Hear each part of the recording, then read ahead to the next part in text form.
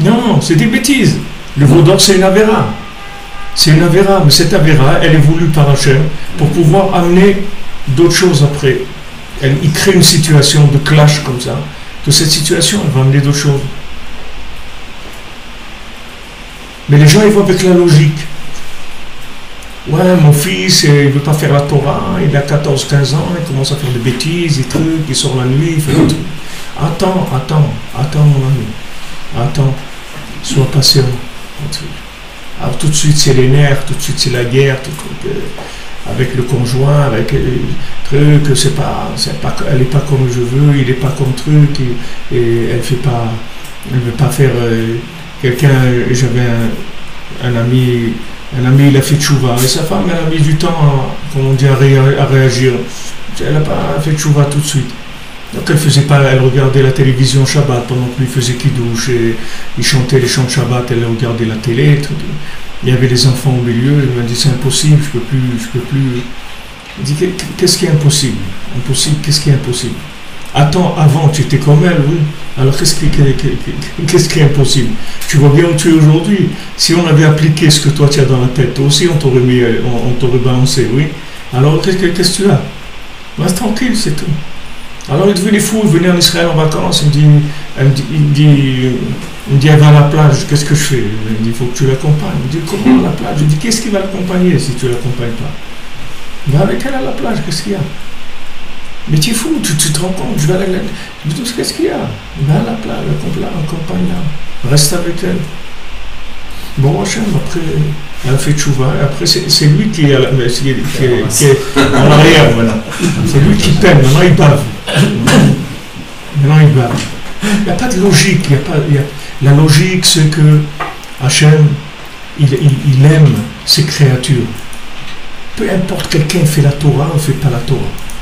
Ça ne change rien. Que quelqu'un soit religieux ou que quelqu'un ne soit pas religieux, Hachem, il l'aime pareil. Ça ne change rien. Ça ne change rien. Cette logique-là, vous ne pouvez pas la comprendre. Mais un petit peu, vous pouvez savoir des parents. Il y a des parents qui ont des enfants réussis, entre guillemets, et des enfants dératés, qui sont ils font rentrer en prison, ressortir, rentrer.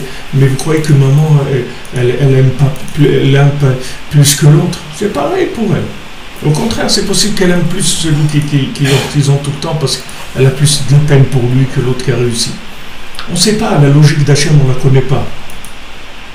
Le problème, c'est que si on va d'après notre logique, on va rater ce qu'on a à faire. Parce que notre logique, elle va nous donner à des moments des paramètres, que ces paramètres, ils sont faux. Complètement. On va réfléchir, on va arriver à des paramètres, et ces paramètres, ils vont nous faire passer à côté de notre vie. Alors que si maintenant on met notre logique de côté, et on fait un pas après l'autre, et quand Hachem nous appelle, on dit présent, celui-là, qu'est-ce que tu veux que je fasse? Je le fais, j'avance. J'avance vers la vie. N'importe comment qu'elle se présente. J'avance, c'est tout. Ça a l'air bien, ça a l'air pas bien, j'en sais rien. Je sais rien. Le chemin du Ham Israël, on ne comprend pas comment Hachem dit. Combien de gens après la Shoah, ils sont découragés complètement. Ils ont dit, ça y est, terminé, on peut pas... C'est terminé, ça y est, c'est fini. C'est-à-dire, combien ils ont dit, où il était Hachem, à Auschwitz, où il disait, Hachem il est partout, pourquoi ça existe Auschwitz s'il n'y a pas Hachem? Mais comment c'est possible qu'Hachem il nous aime et il nous fait ça? Comment c'est possible qu'il y a des attentats? Garde-les, tu as des questions, garde-les dans un sac, mets-les là-bas de côté. Un jour tu auras la réponse à toutes ces questions-là. Tu verras qu'il n'y a aucun mal du tout. Même tout ce que tu as vu, que tu crois que c'est de la souffrance, de la douleur, du mal, c'est pas du mal. Il n'y a pas de mal chez Hachem. Mais on voit pourtant de la souffrance. Ce que tu vois, tu ne sais pas ce que tu vois. Tu comprends rien. Un petit enfant, tu l'emmènes chez le dentiste aussi, il ne veut pas s'asseoir, ça lui fait mal. Un monsieur vient le gratter avec une perceuse là-dedans. Pourquoi il me fait ça? Pourquoi vous m'emmenez chez quelqu'un qui veut me faire du mal? Il ne veut pas te faire du mal, il veut te soigner. Il ne comprend pas. Il ne peut pas comprendre, il ne peut pas dépasser l'émotionnel. ne peux pas dépasser ça. Il a mal, ça veut dire il est méchant le monsieur. Le dentiste il est méchant, c'est un monsieur méchant. Si je pouvais le frapper, je l'aurais frappé. Mais il veut te soigner. Il ne comprend pas ce que ça veut dire, soigner. C'est pas ce que ça veut dire. Un enfant, ça le dépasse quand tu vois un dentiste. Lui, ce qu'il ressent, c'est la première chose. Nous, c'est pareil. Nous, on a notre logique. Et quand les choses ne rentrent pas dans notre logique, on balance. Et les gens ne savent pas qu'ils ont balancé, c'est leur vie qu'ils ont balancé, c'était tout simplement. C'est leur vie qu'ils ont balancé, c'est avec leur logique. Combien de gens, dans leur vie, ils ont atterri là où ils ont atterri, par leur logique, c'est tout.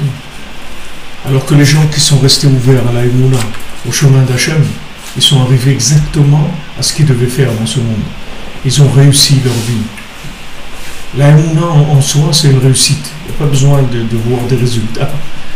Il n'y a aucun résultat à voir. Mais celui qui a l'Emouna, il verra aussi des résultats. Comme on dit que la femme vertueuse, Batisra le dernier jour, elle va rigoler, elle va se plier de rire. Mais le dernier jour, rira bien qui rira le dernier, pas le premier. Elle va commencer par rigoler. Au début, c'est pas facile. Donc ça s'appelle le début. Ce début, il peut être jusqu'à 5 minutes avant la mort.